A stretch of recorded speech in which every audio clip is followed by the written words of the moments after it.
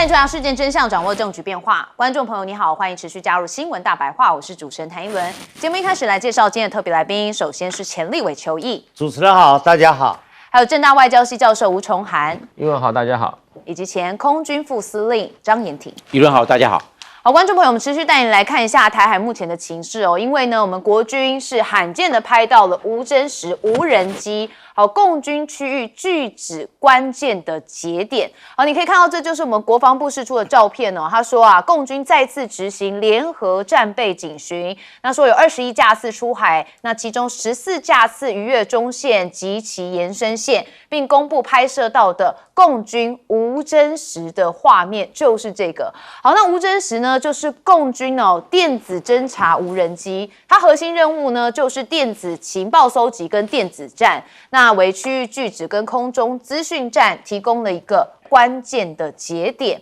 那目前中国大陆啊004型的航母船体说已经几近合拢。好，这件事情其实是美国的战略与国际研究中心发布的最新卫星照片。好，他们曝光了中国的第4艘航母004型在大连造船厂最新的建造状态。好，你可以看到就是这4艘。好，这4艘有什么玄机呢？其实呢，这组卫星照片是在2026年5月上旬所拍摄的，清晰展示了过去1年多来这一艘巨型战舰从分段建造到船体合拢的全过程。好，所以004型的这个建造进度啊，被说非常的快。那船体规模也非常大，已经超出了许多外界观察者的预期这才让大家颇为惊讶。好，那除了这个台海最前线的之外包含是这个台湾跟中国大陆之间那现在南韩这边也被认为是首次出任一个重要任务，也就是31国参与2026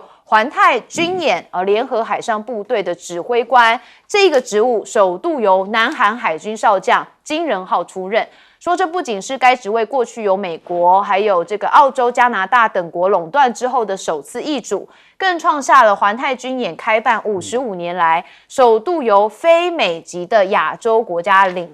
将领来执掌多国海上联合兵力作战的一个历史新页。好，那还有的就是日本那日本呢，现在这个小泉进次郎之前在相会上面跟北京的代表还针锋相对，甚至还跟讲说请代我向董军部长来致意，因为董军没有去相会好，那面对中国代表团指责日本走向新军国主义，现在小泉进次郎也强烈的反击他说你中国拥有了大量核武器跟战略轰炸机，却没有把这2项的武器日本贴上，对不起，却没有把这2个武器的日本贴上了军国主义标签。他认为难道不奇怪吗？好，他是这样反问了中国。那日本呢，现在也首办了世界岛屿国海洋会议，那高市早苗跟我们的友邦帛琉的总统会述人也见面了。好，近年来呢，中国透过了基建投资跟金援，积极的扩大在太平洋岛国的影响力，那也持续的向第2岛链以东来扩张海洋活动。美国最近蛮担心的这个战略的重心也转向了中东跟本土的周边，使得日本跟澳洲产生了危机感。那因此加速深化跟太平洋岛国的合作，来抗衡中国大陆的势力。好，那日本在今年度的他们的防卫白皮书也有一些概要曝光了在中国持续扩张军事实力，频繁在台湾周边来进行海空域演训之际，日方再度将中国的军事动向列为前所未有的最大战略挑战，强调反对以武力片面的改变现状。所以呢，现在对于日本跟中国大陆之间我看起来是有一些敏感的这个挑衅跟冲突之间的这个存在。好，那还有人觉得说这场战役不会只有在地球包含的是延伸到外太空。好，中国现在长征的12B 火箭无预警的首飞，发射了千帆宽频卫星进入轨道。好，我们可以看到相关画面出来这是中国最新型的火箭长征12号乙，在1号无预警升空，那将类似星链千帆星座的卫星群来送入轨道。美国媒体说中国在没有提前通知、没有提前发布空域封闭的通知情况之下，就直接发射了类似猎鹰9号的长征12B，而且还搭载了2颗卫星。好，你可以看到别人说啊，这个长征12B 有长大招哦，多项的技术其实都超越了美国的猎鹰9号。好，也就是这枚被美国直接对标这个美国媒体直接对标美国猎鹰9号的新型可复用火箭，看似只是一次常规的首飞哦，那实则暗藏了多重颠覆行业的重磅信号，说正式吹响的就是中国航天对抗美国太空垄断的号角。好，那我们也看到啊，现在哦，这个 NASA 想要急起直追，好，因为呢，中国大陆的嫦娥现在抢先探测 ，SpaceX 不是要上市吗？哈，大家要越来越壮大，那就意味着美中之间近年展开的月球资源争夺战哦，可能会进一步的升温。我们看到中国的嫦娥探测号在月球背面发现了2大未来战略的资源，就是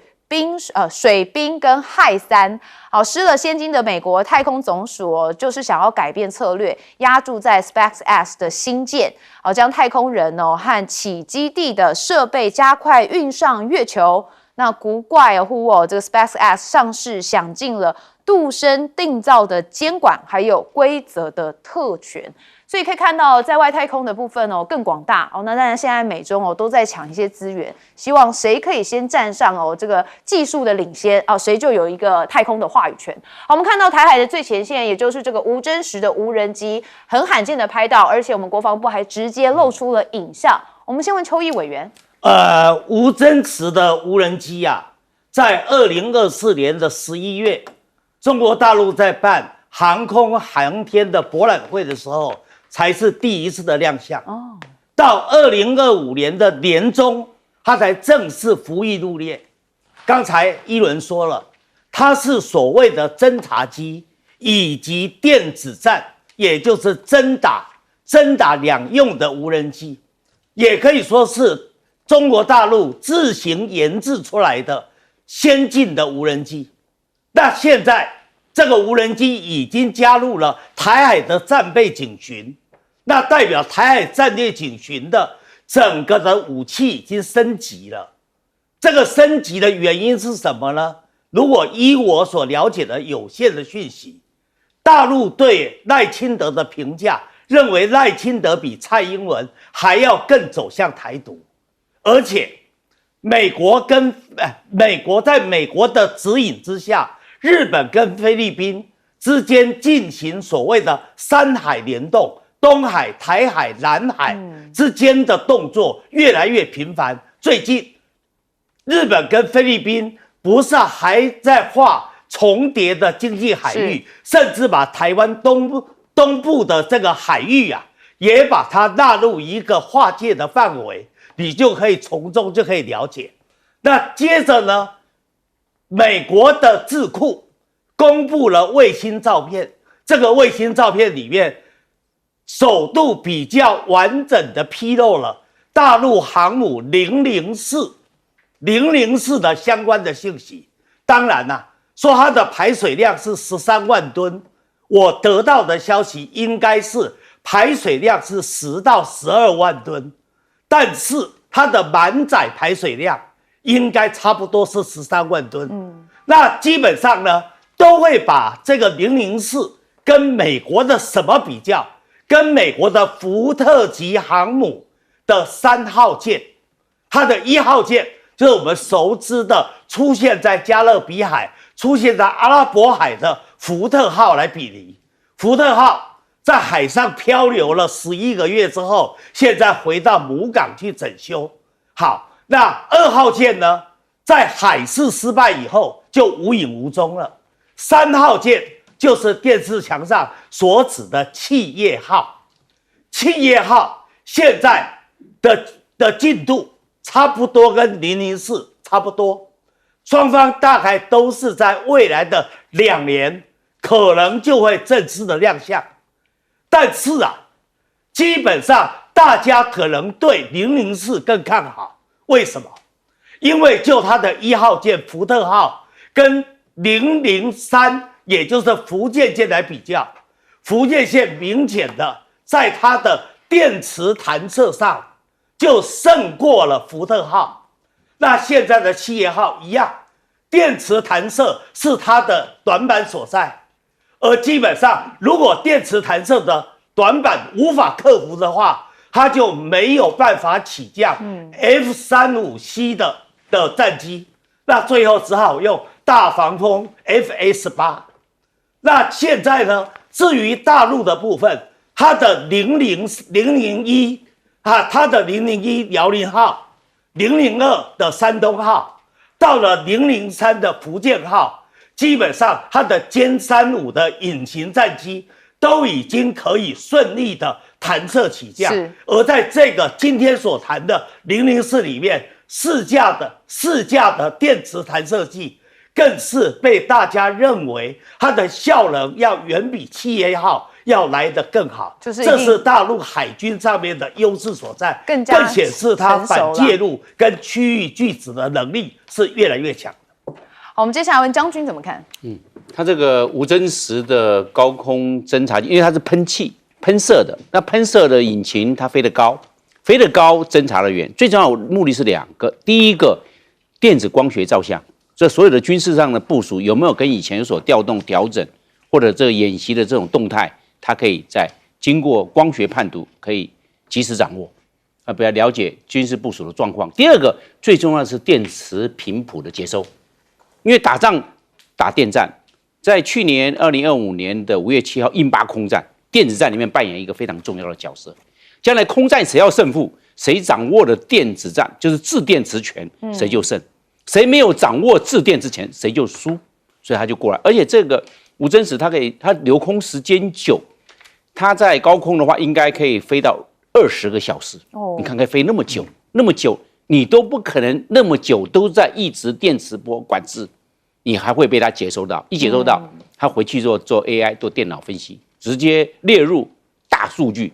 这个资料库。那以后的话，它可以来判明什么样的武器使用什么样的武器，就会有什么样的电子频谱。抓参数就对了。对，就把这个资料，因为现在在建制资料库，这个也是战场经营、情报经营的一个非常重要的指标，所以我认为要特别留意。是。另外的就是讲这一次环太平洋军演 RIMPAC 为什么是由韩国的一个海军少将当指挥官，不是日本。他第一次派应该派日本，不是，因为派日本来当少将指挥官的话，中国大陆一定会抗议。凭什么是由日本？按照道理讲，日本为什么美军驻在日本的人数5万，比在韩国的28000多？第二个，美军驻在这个航空母舰，现在是华顿号住在日本的横须贺，有没有住在韩国？没有，是日本。换句话，美军加码在日本的多，加码在韩国的少。那这一次反而是由韩国来当整个环太平洋军演的指挥官，那就知道了政治因素，就不能派他。第二个，日本呢，它是不叫海军，叫做海上自卫队。海上自卫队来指挥海军，31个国家，因为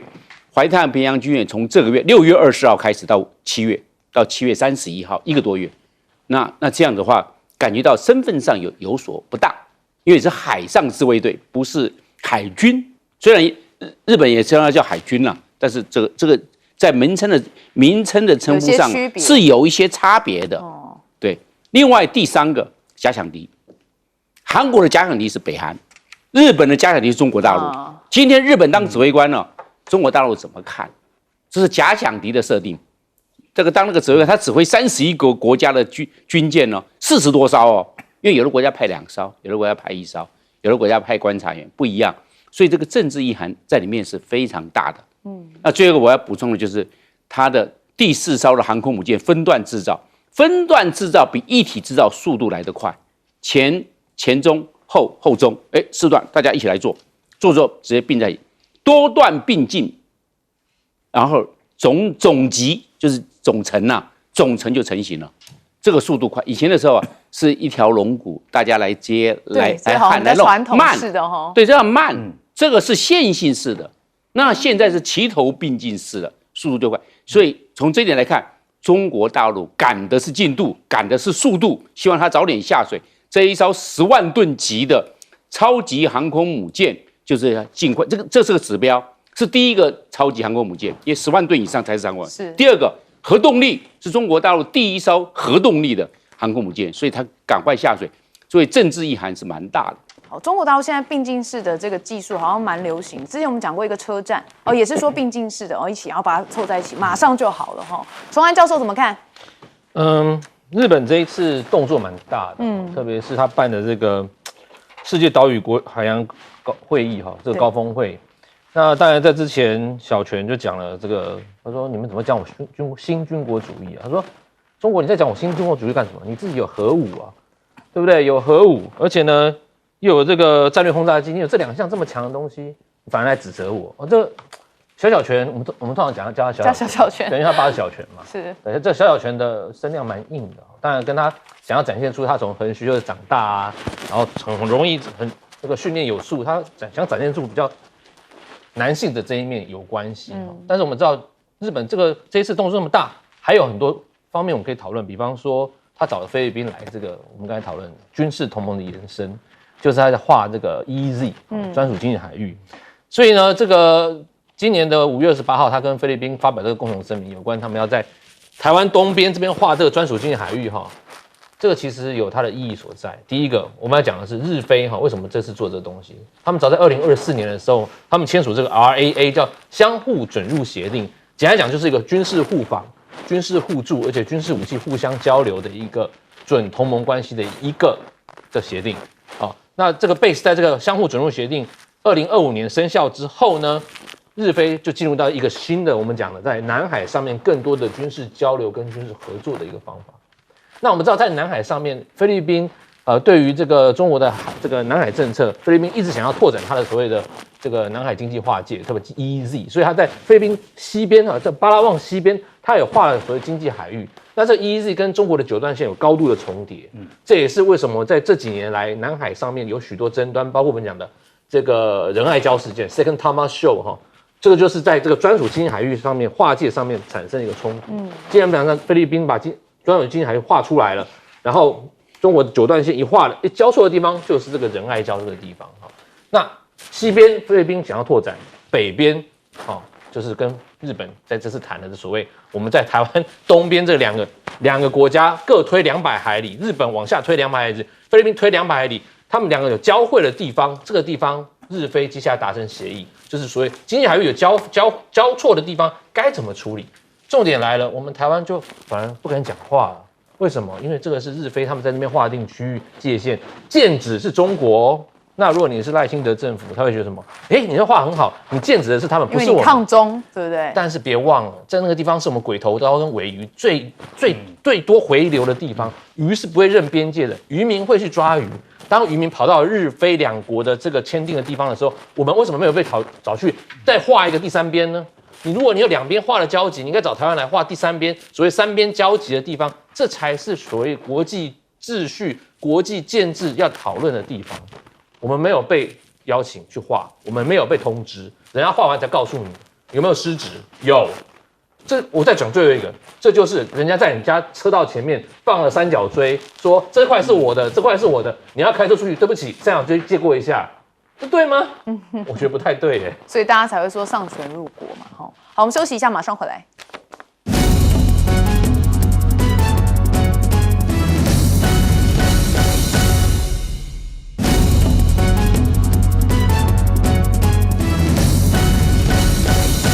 好，观众朋友，今天是6月初哦，但是呢，到了6月中，就是6月14号是美国国家领导人川普的生日，我们帮他唱一首生日快乐歌 ，Happy Birthday 哈。好，那当然，因为川普生日有他很大的愿望，他马上就要来了。他的生日愿望已经讲出口了，他说要让美国再次伟大。那他也称赞习近平是一个很好的人。好，给大家一个冷知识科普，川普是6月14号生的，习近平是6月15号生的，2个人都是双子座，而且各差1天哦。所以我们就说现在美中2大 G2 国家是双子座主导的哈。好，那川普更表示说，2人是为了各自的国家，习近平是为了中国，我是为了美国。美中现在关系很好。当2017年就任总统的时候，中国正在剥削美国。不过我不怪中国这么做，因为问题出在之前的政府，又是拜维拉了啦哈。好，那川普自夸是他救活衰退的美国哈，说习近平对他是充满了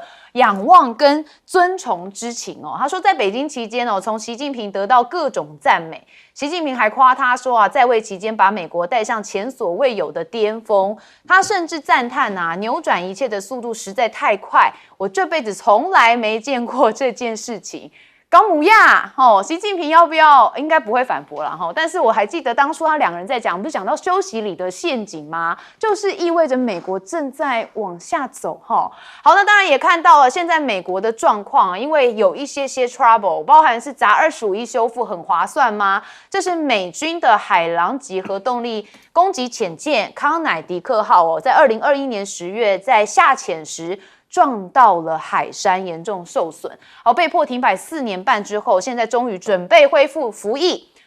这个复修的费用啊是超过8000万美元，大概是25亿台币。那也说被像雷击中2次，因为美国的 F-15E 战机在4月初在伊朗的上空遭到击落，所幸美军成功的营救紧急跳伞的飞行员。但是美国媒体就爆料说，遭击落的飞行员其实在战争爆发初期就曾经被科威特防空系统误击跳伞过。所以现在看到啊，虽然川普觉得美国是再次伟大，但是在战场上面啊，跟一些这个海军潜舰的部分则是有一些问题。那现在中国大陆呢，对于美国啊又找了一个新借口，其实是有点反感。这个新借口呢，其实跟我们也有一点关系因为这是美国的贸易代表办公室发布公告说，根据301的调查结果，美国贸易代表计划以未禁止进口强迫劳动产品为由，对60个经济体加征10%或12.5%的关税。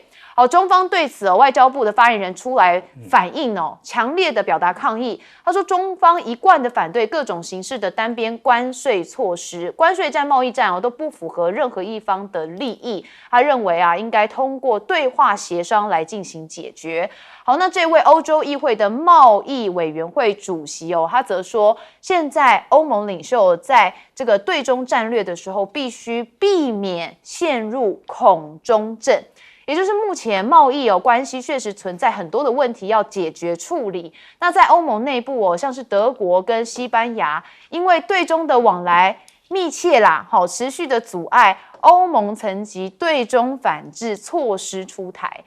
那以及彭博说，欧盟为了跟中国贸易作战来做准备这可能会重塑失衡经济的关系。那以及我们看到中国车企利用欧洲同业工厂来生产车辆，那德国的专家就警报说这个举动虽然可以暂时的来舒缓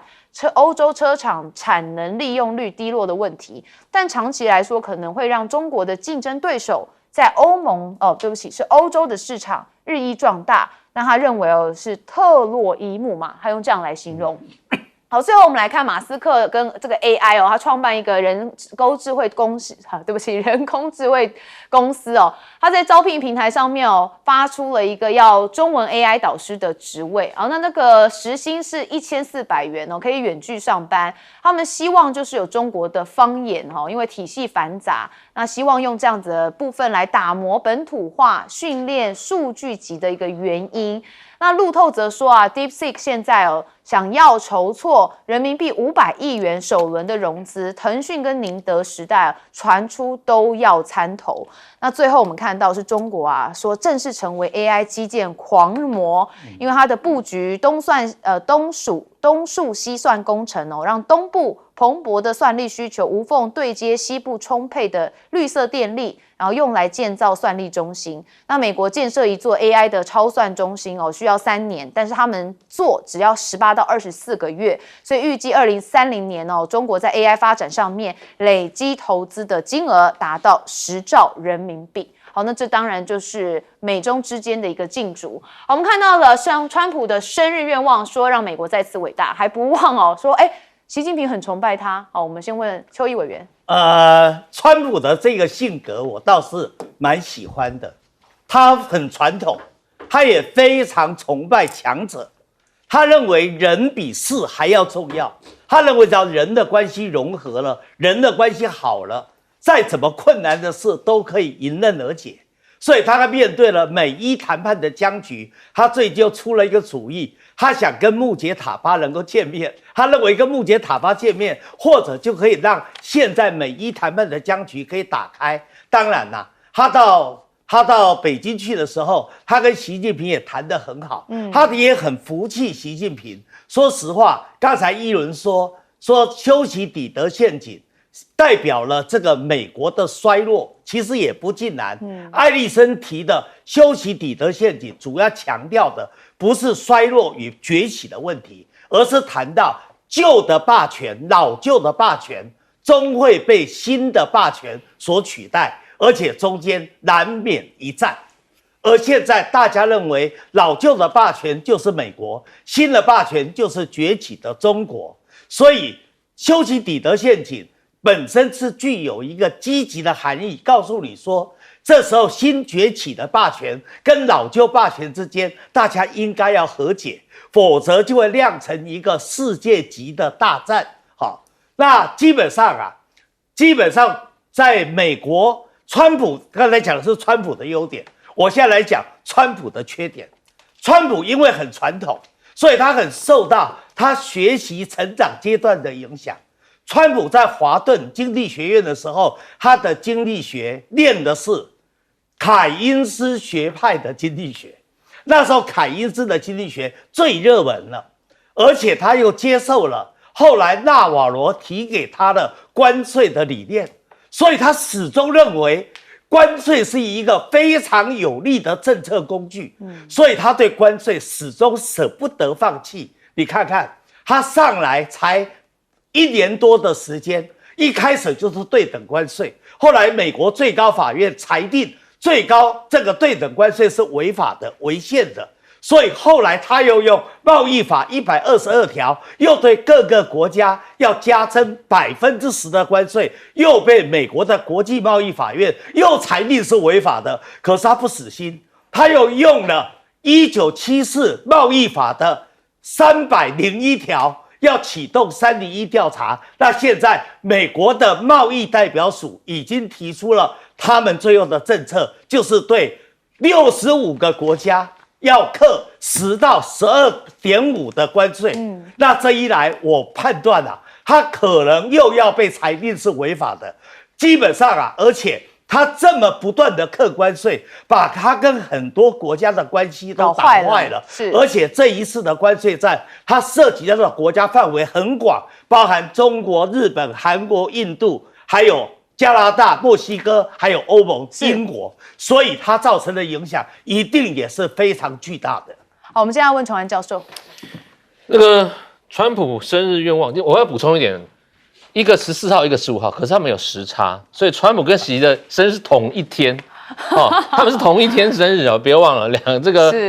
两个强人互相彼此的道贺之外，还互相我不知道习近平有没有崇敬川普，但川普很崇敬习近平。川普这个人他就是重视强人政治，他的脑袋中没有说什么民主啦、和平啦、民主和平论啦，没有，不是，他跟拜登完全是不同调子，他不相信那一套。他重视的是强权，重视实力，所以我们讲 ideology 意识形态那一套不存在，这背弃了美国过去传统霸权的一个看法。我们讲美国他们喜欢用什么民主同盟然后如果你跟我是同一个民主的，我们就是好朋友。川普不是利益同盟，利益跟我一样好朋友，所以他崇尚了许多我们讲跟他意识形态不一样的强人这很特别，这也是造就我们现在整个世界需要大改变的一个的结果。刚才邱委员讲了这个。我们讲 Ellison， 他的特色就是他早期是研究古巴飞弹危机的。我们小时候在念的时候说，都是他的成名作是古巴飞弹危机。然后他后来在研究中国，研究美中注定一战，说他的理论是，他认为这个过去的强权呢会衰弱，会有个继起的强权会来取代他。他用26个案例里面17个发生战争，是就75%的几率，两权相交的时候会什么？会发生战争。问题是，他过去研究的案例有许多是我们讲早期这种传统战争的时候，那时候没有核子武器，所以呢，我们讲说他这个不管是在西班牙、葡萄牙，或者后来这个葡萄牙、英国衰落，美国起来当然很多有发生战争。问题是，他忽略到一点，现在有核核主，核核主会让这所谓的修昔底德陷阱，用国际关系理论我们叫霸权转移啦 ，power transition theory， 会有遇到一个很大的瓶颈，就是他们可能在转移的过程中没有传统的战争，他可能用其他的方式，我们讲没有烟硝味的科技战或者是贸易战，这可能也是我们常讲的这个霸权转移论的一个特色啊。因为美中如果真的注定一战，成本真的很大。那在这高成本之下，我觉得川普不是笨蛋，他不喜欢那种高成本的东西。他自己讲，在我任内不打仗，都是 Sleeping Joe 打仗，他不要花钱。我讲马斯克这个，马斯克他很聪明，他想要能源，所以他在这个德州想要盖100吉瓦的太阳能制造设备。他看上了中国的迈伟 Maxwell Technology Company。那迈伟是什么？我们之前讨论了，专门在做新一代我们讲的异直节技术。哦，这个异直节技术是简单的讲，就是它有一种我们叫丝网的这个印刷技术，把这个电流这个印在这个晶片上面，让它收集的电能呢，太阳能电能可以传输出去。这个 Maxwell Company， 我们讲这个迈伟是市占率75%到80%的太阳能这异直节的技术，它非常强，基本上接近垄断。这个马斯克很聪明，他说我要买他们的产品，直接买下来。对，可是现在中国有点抵抗，说，这个我们来讨论。那当然，你未来 AI 的算力在哪啊？我们说算力在哪，能源在哪？它需要很多太阳能技术，特别在德州那地方地大沙漠多，所以我觉得这地方还有很多可以讨论的地方哈。好，将军怎么看？这个欧洲议会的贸易主委认为，中国大陆的这个产品，尤其是车子，可能会进入这个欧洲市场，而有这个恐中症。我认为这个中国大陆正在复制类似大疆无人机。大疆无人机在全世界的市占率达到70%，你10架里面就有7架是中国大陆大疆制造，你看它的市占率有多高？这是讲全世界，不是讲一个国家。那现在车市呢，这个车企正在复制大疆，为什么？有3个趋势来看。第一个，售价要低，你虽然大家买便宜货，同样等级的这些车辆或同样等级的无人机，你会买便宜的，因为便宜的物美价廉，大家喜欢CP 值高。那这个中国大陆在这一方面，因为它是大规模量产，那它的单价就低了，竞争力就高了，大家慢慢会习惯。第二个，我们讲的市占率都从0开始，然后会越占越高，所以这欧洲的车系，包含法国也好，意大利也好，尤其是德国还包括瑞典，那这样他们的车市场就会慢慢被受压缩，因为所以说他们的市场变小了，成本就会垫高。中国大陆市场变多之后，成本降低，那这样的售价就低了。这类似大疆无人机，所以我们讲到的市占率高，就变成普遍性大，大家都方便了，零件你要去维修，零件也多了，那这样它的竞争力也就越高。所以第二个特色就讲到普遍性。那第3个呢，我认为刚开始大家都在排斥，美国也在排斥大疆无人机，都在排斥，但是排斥觉得没有办法了之后呢，就变成开始接受了，本来排斥度是很高的，后来慢慢接受，现在变成接受度很高，排斥度高，现在变成接受度高。你看这个一翻转之后，就变成这个状况。所以欧洲这些车企忧心忡忡不是没有道理，因为都是从无到有。那我们最后来看一下这个 F-15的这个我们讲跳伞的，它这个表示说2次逃生都成功，一个在科威特被误击弹射跳伞，另一个在伊朗执行任务被伊朗打掉弹射跳伞。它的马丁贝克，我们的可靠度蛮高的，是对，2次都成功，而且都是作战不是训练都成功弹射。那我们记得在去年的永鹰号高教机有没有那是第7770弹射成功。那现在这个已经快到达8000次的，所以经验累积越多了，成功几率越高。好，我们休息一下，马上回来。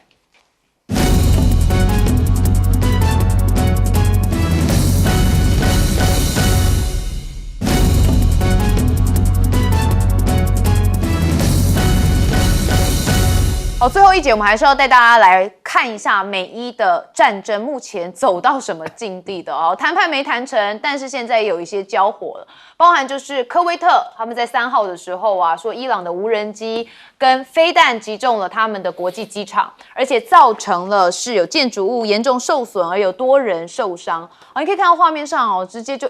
直接炸到他们的机场所以这个黑烟密布。那目前看起来这样的状态确实建筑物真的是严重受损，然后全面的暂停起降。好，科威特国防部发言人说啊，多架敌对无人机锁定科威特国际机场客运大楼，造成严重破坏，导致了多人受伤。那大家就想说啊，现在到底是停火没破局，还是怎么样呢？川普说啊，在那里停火就是比较温和交火。好，伊伦解释一下，意思就是小打小闹就对了啦哈。好，那伊朗的最高领袖军事顾问啊，则说，如果美国恢复攻打伊朗，伊朗就会用更多的飞弹还有无人机洪流回应，来侵略者会迅速的受到惩罚。那现在川普说啊，他蛮想借穆吉塔巴的说，如果伊朗同意放弃核武，然后他就说他想要借穆吉塔巴，认为是又在放话了。好，那穆吉塔巴到现在确实我们都没看过他哈，那都是以声明的方式出现的。那我们再看到就是美伊交火是不是升温呢？因为呢WSJ 说啊，这个川普有一个盘算，也就是美军有人死才会考虑全面的开打。这是报道说哦，这个川普私下告诉幕僚，如果德黑兰造成美军人员死亡，才会考虑终止停火协议。那现在美国还有一个问题哦，就是 CIA 跟国家情报总监办公室好像有在闹内讧啦。好，那目前路透社报道说啊，这两个机构持续内讧1年多，现在 CIA 已经停止参与这个 ODNI 这个美国最高情报办公室制作的部分情报评估，其中就包含伊朗战争的相关情报评估。那众院的投票已经确定了，就是限制川普在伊朗的战争权哦，是215比208，好，限制了川普的战争权。那现在有共和党4位哦倒戈哦，因为在地方的选区受到压力，选民抱怨啊民生通膨的问题。那美国监察长则说，我们要彻查国防部跟国务院哦，认为哦228开战算起，这个战争在法律上是已经超过60天了。但是你看赫格塞斯怎么讲？他说：“哦，我的理解是，川普总统4月宣布停火时，这场战争的60天期限已经重新起算。哦，在玩文字游戏啦。那目前卢比欧呢，则认为说啊，这个川普政府知道伊朗战争带来全球经济的影响，认为伊朗最终获得核武的风险其实是更危险的。有人认为它淡化战争经济的影响。”那中东冲突升温，油价飙涨哦。你看美股的道琼工业指数狂泻超过600点哦。不过美股因为这太高了哦，有时候震荡一下也正常啦哈。好，那联准会则说啊，美国物价呈现中度至强劲的上涨，那以及原油冲向$100，美股、日元跟这个币圈都遭到抛售啊，那当然就有些经济上的危机了。好，我们看到一开始的这个科威特的部分，刚刚也看到画面了，这个飞弹击中的蛮严重的哈。我们先问邱毅委员，这一次啊，川普还是很信任他所谓的边打边谈，他认为边打边谈可以对伊朗进行极限施压，就可以打破原来处于囚徒困境的谈判僵局。可是问题是，伊朗不信任他，而伊朗的内部又有温和派跟强硬派之间的争议。例如你们电视墙谈到的雷扎伊，以前做过革命卫队总司令的，他就是标准的强硬派。在这样的情况之下，这个谈判始终没有办法顺利的展开。那现在川普又吹了一个大牛。他说，或者这个礼拜的周末，又可以美伊之间的谈判就会有进展，就会有结果。他这一说啊，当然就会影响到股价，当然就会影响到布兰特原油的价格。我要提醒哦，布兰特原油的价格今天已经最高点到98块美元了，也就是说又要突破100块美元了。所以整个国际的油价真的蠢蠢欲动。川普吹了这个牛，如果这个周末没有进展，反而发生更严重的冲突，那下个礼拜可能原油的价格会飙得更多，而股价可能会跌得更多。好，那就牵扯到另外的电视墙上另外一个问题，也就是美国的联准会。你知道5月22号，川普特别用了40年来首度出现的，在白宫替新任的联准会主席凯文沃什帮他办上任的典礼。这个上一次是40年前，1987年，当时雷根对葛林斯潘的待遇。现在川普又在同样的白宫里面替凯文沃什有了这么大的一个典礼，他要凯文沃什干嘛？要保持独立性。大家说独立性什么意思啊？独立性是不是不听白宫的话？不是的，他的独立性的意思就是要凯文沃什摆脱目前联准会的11个理事，勇敢的把利息给降下来，而且降得多一点，降得大幅度一点，才能够挽救美国现在的经济的衰退，以及利息支出不断的窜高，造成了美债危机的这个问题。但是啊，你知道现在的 CPI 上个月已经到了 3.8%， 而警戒线只有 2%。我请问你，下个礼拜如果原油价格在飙涨，物价在膨胀，凯文沃什怎么敢降利息？到最后不是降息，而是升息。这时候，川普跟沃什之间可能又像当年跟鲍威尔一样，又要发生斗争了。好，那美国的内政问题也是蛮复杂哦。将军怎么看？美国跟伊朗之间没有互信，没有办法达成共识。美国要伊朗放弃核武研发，那伊朗不愿意放出核武的研发，所以要伊朗交出浓缩铀，困难度非常非常高。那川普呢，就知道啊，川普最怕的是冒险，这个大打大风险啊，小打没风险，那就小打就好了，大打大风险。今天如果伊朗遭受重大的破坏，伊朗一定会报复，然后这些住在中东地区的美军就变成我们的飞弹，还有这些无人机的目标。对，那这样的话，那个川普的压力就大了，所以变成这个状况。那这个伊朗看出来没？伊朗看出来了，但是以色列一直在戳川普，赶快动手，继续动手。所以以色列在给川普非常大的压力，所以川普有时候啊还会数落一下纳坦雅胡。你这个不要再闹了，尤其是在黎巴嫩南部地区是这个样啊。川普压力也很大，为什么？因为以色列一直叫他动啊，那川普他有他的考量，因为大打大冒险。那现在要伊朗放弃核武，唯一非常困难的就是以色列要把核武交出来，伊朗才放弃核武，非常简单，因为以色列有100枚核弹，以色列可能交出来吗？不可能的事情嘛。那你要叫伊朗放弃核武，那怎么去要求他伊朗放弃？所以要伊朗放弃核武，除非要有非常非常丰厚的条件给伊朗才会接受，但目前看不出来，所以这种不稳定的区域不稳定的中东的这个状况还会持续下去，谁都没办法做解决。对，所以荷姆斯海峡被伊朗所管控，时紧时松，在那边，这边做一个好像这个我们讲的开关阀，那美国也没办法，因为美国到现在为止都还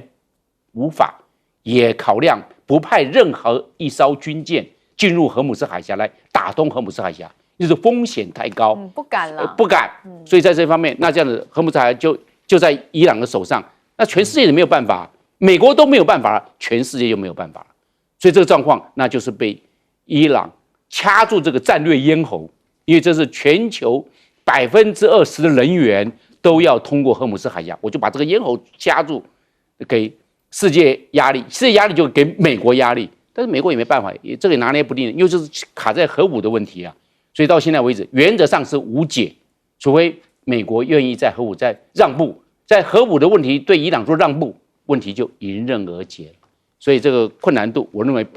不高，就在卡在核武的问题。那我们现在就是看，那现在美国他对这个以色列的态度。也是拿捏不定啊，他要求美国没办法要求以色列，因为以色列它是我行我素的扩张主义。这扩张主义啊，从1947年建国以来就采取就是这个态度，会不会改？不会改的。所以在这一方面，美国跟以色列也不可能达成共识。那以色列尤其在黎南地区的黎巴嫩的地区，他还会继续军事行动，那会给伊朗压力，伊朗就去找美国，所以变成一个三角恋。那三角恋的问题好不好解决？也不容易解决。那以色列在伊朗这个地区也没有办法，这个其他的所有阿拉伯国家也没有一个国家能够拿以色列有办法，所以这个僵局会一直持续到，也会造成中东的局势在短期之内一直是在不稳定的状态。对，而且这个延续到的就是美国内政的问题哦，因为包含他们今年有中期选举嘛，那当然我们也知道，川普一直嘴巴说他不 care 不是很在乎，但其实摆明的他现在的满意度就是相当低，他怎么可能不在乎呢？崇涵教授，我们先看这个他对川普对伊朗的一些看法受到几个人影响啊。他为什么空袭？他用空袭的主要受凯恩他的参谋联席会主席，因为他是一个4星上将，他们认为空袭是最可以节省所谓大批人力损伤的。是。那当然，现在 CIA 的这个情报头子伯恩斯就说他不想玩了。那他其实是对于川普的伊朗行动他是有 concern 的。他认为第一个，他不支持大规模的地面行动，他也认为说伊朗这个问题是长期对美国的战略竞争，而且里面的资讯量还是很不明。所以我觉得伯恩斯他是拜登任命，他不是川普任命的，他有一点跟川普的概念不太一样。但川普坦白来讲，他听了蛮多，认为空袭是非常重要的，而且他目前他也不想要损伤人力，所以他还是用这个所谓的空中行动来做为主啦。那他讲说，如果要死人了，他才会这个停止哈。这个美国总统是这样，他很难承受大规模的美军的死伤，死伤越多，对于任何一位总统都压力会很大。特别是川普他认为这个成本不要。但我们过去有研究认为共和党人他比较能承受战争伤亡，民主党人对战争伤亡是很敏感，这在我们在国关学院是有一个讨论的。那川普反而是我觉得他对这个战争伤亡的这个忍受度没那么高。这点是跟共和党人有一点不太一样的地方。那他现在面对国内前阵子5月19号这个战争权利法投票通过50比47，参议院代表说有共和党的参议员倒戈有谁呢？比尔·卡西迪，路易斯安那州的这个参议员，因为什么？因为他5月16号初选被川普搞掉了，川普支持他的对手Letlow， 然后呢把他从这个参议员的初选把他搞掉。我问你，如果你是比尔·卡西迪对川普早就很感冒了，他在第一任的时候，2021年的时候就支持弹劾川普被川普说你是不忠的共和党员。那这一次比尔·卡西迪在5月16号共和党初选被川普的支持的对手搞掉之后，他5月19号立刻倒戈。倒戈什么？他支持这个战争权利法，让国会限缩川普在对外行动，在伊朗行动。